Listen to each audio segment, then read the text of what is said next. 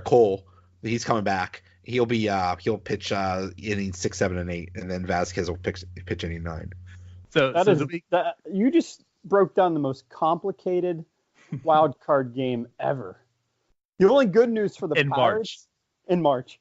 The only good news for the Pirates is I think we got to the point now where Jake Arrieta and Madison Bumgarner are past their prime, so I think we're in good shape. Isn't it sad every time I see Arrieta like pitching badly? I think, why couldn't you have done that one game? Right. That's all right. This year it'll be Michaelos instead. He's going to take over. He's going to become that dude that just takes the Pirates out. I like him too, though. I love how we're just saying we're calling the Pirates in the wild card right now too. Oh yeah. Well, we already know that the Cubs aren't going to make the playoffs. So. Well, they're broke. Yeah. I'm on record as I'm shaving my head or getting a mohawk if the Cubs finish in last place in the NL Central. And and then I was when I was talking to the Cubs people, the one Cubs guy said he's going to get Cincinnati Reds tattooed on his ass if the Cubs finish in last. So there's a lot riding on that where that team places. Yeah, I think those are pretty safe bets. Yeah. And, I got to play this. It's going to be through my microphone, but it's all right. You'll hear it. But I got to play this because Jonesy understands it. Cubs suck in the Pirates. So there you go. There you have it. Cubs suck. Pirates rule. Oh, that's still the greatest podcast moment. Yeah, it definitely is, man. What was that? That was our boy Nugent, who we troll on Twitter, and that's his son. Cubs suck in the Pirates. So I guess to make context to that, yeah, he actually the show Jonesy was on. We brought him on to talk. So he brings on his son to tell us that the Pirates suck and the Cubs roll, but his son got it completely backwards. And now it's a drop. Probably trained him for weeks on that. Exactly. Vasquez saves over under 35. Again, like you have to be winning games to have a save situation. And I just think the offense is going to struggle. But, if he has 35 opportunities, I don't think he's going to miss too many of them. DiNardo? Okay. I'm waiting for DiNardo's answer before I can fully give a quality answer. Okay. Well, if you want my take, here's my take on that. I'm going to go with the over. So, I know what Jonesy's saying is you have to win games and such.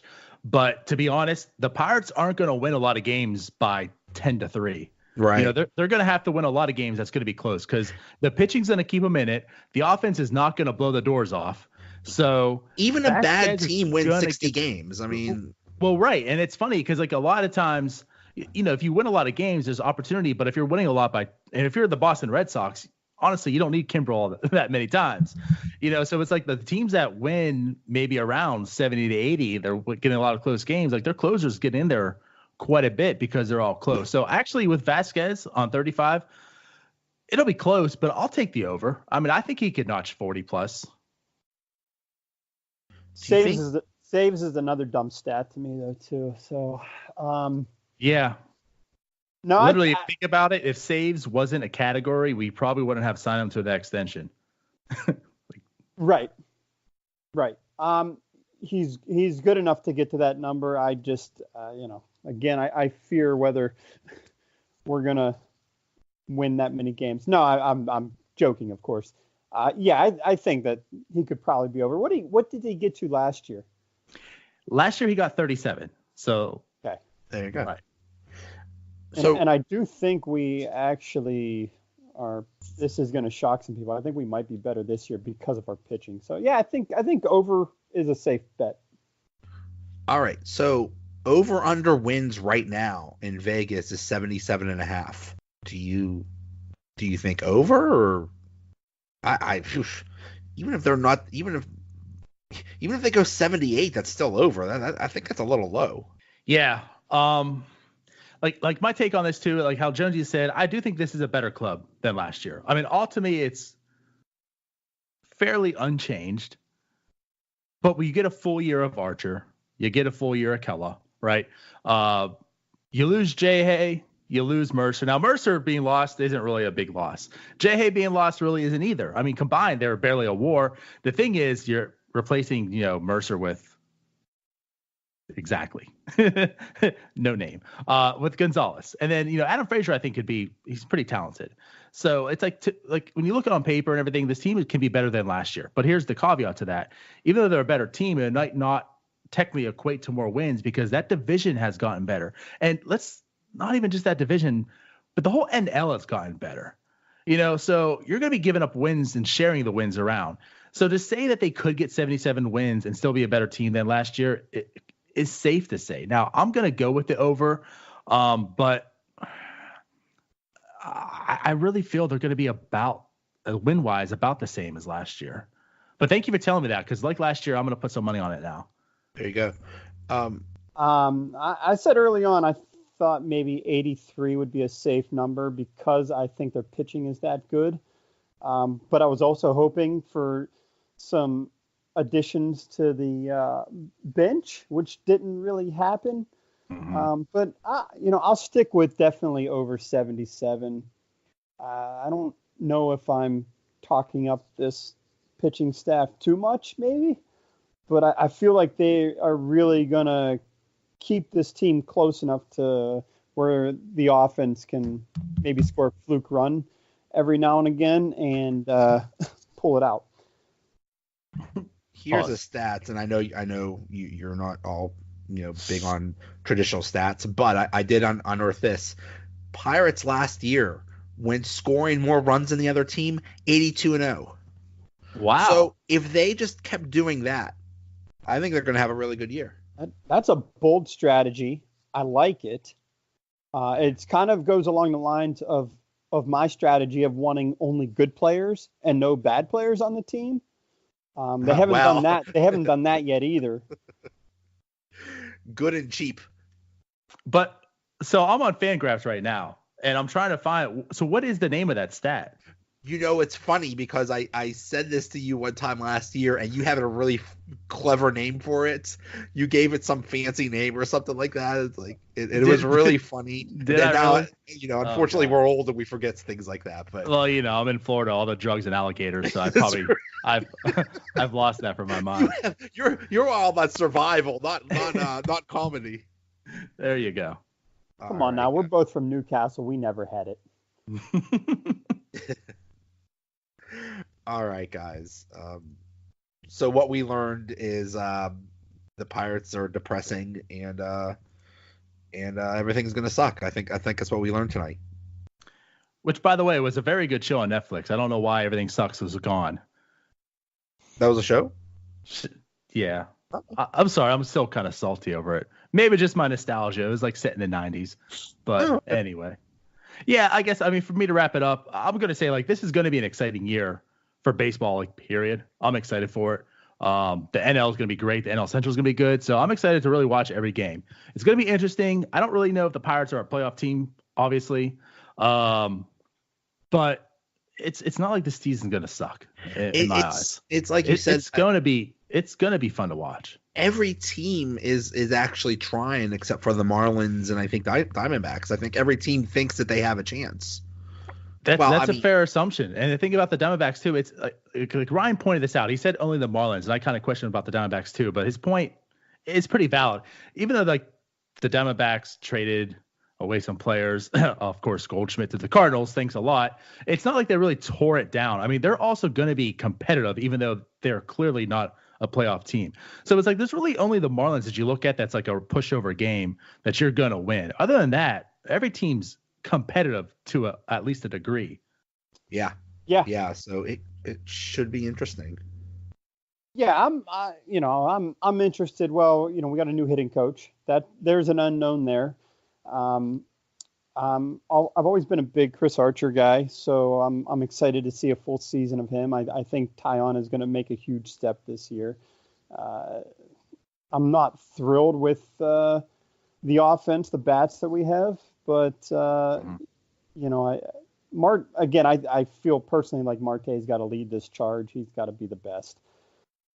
I would love, and I know it's not happening, and I know that I already got crap for it from North Shore 9, but I would love to see the Pirates trade for Marcus Stroman too, because he's another non-Pirate that I've always really liked, and he is projected to be like comeback player of the year this year. He hates Toronto, so that would be what a starting five he would make our team. Well, I mean, it might rival Michigan. Yeah, and their Fab Five. Exactly. Which one's going to call timeout though? Bring back the Black Sox. Yes.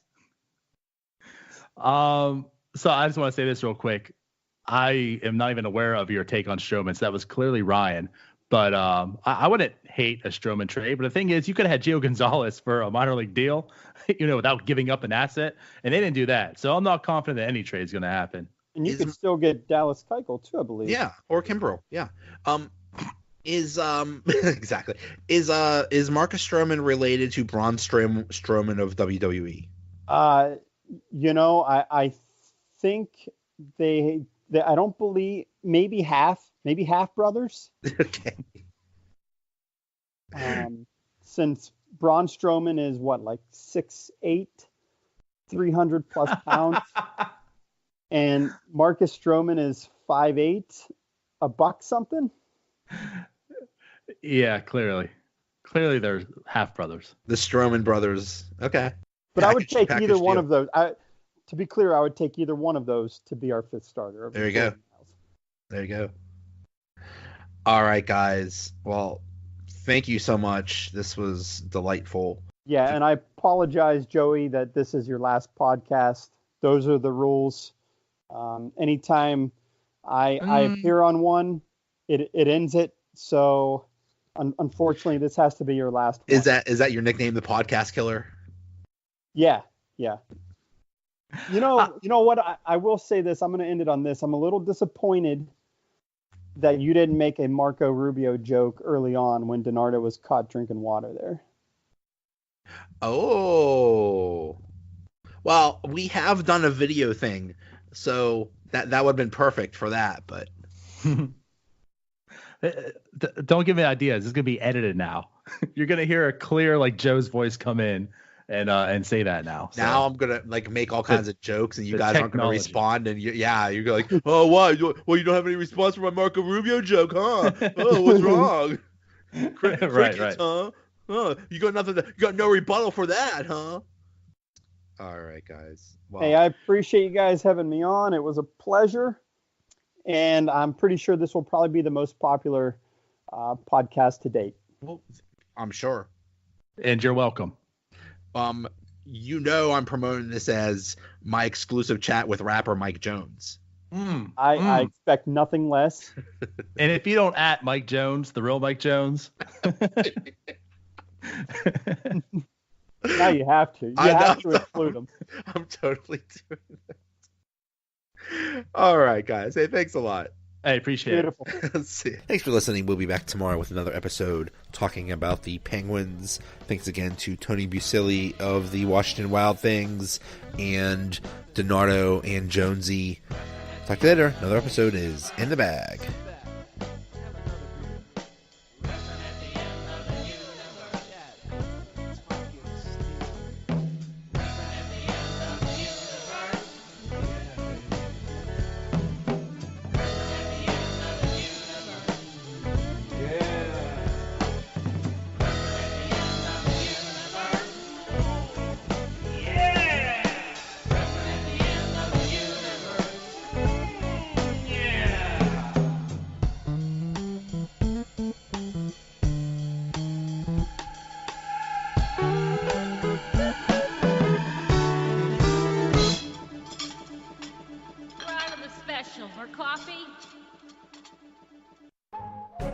SuperValue online shopping delivers convenience. And now with €15 off your first online shop over €75, we deliver value too. Order before 12 noon and you can get your shopping delivered the very same day. Shop online now at supervalue.ie.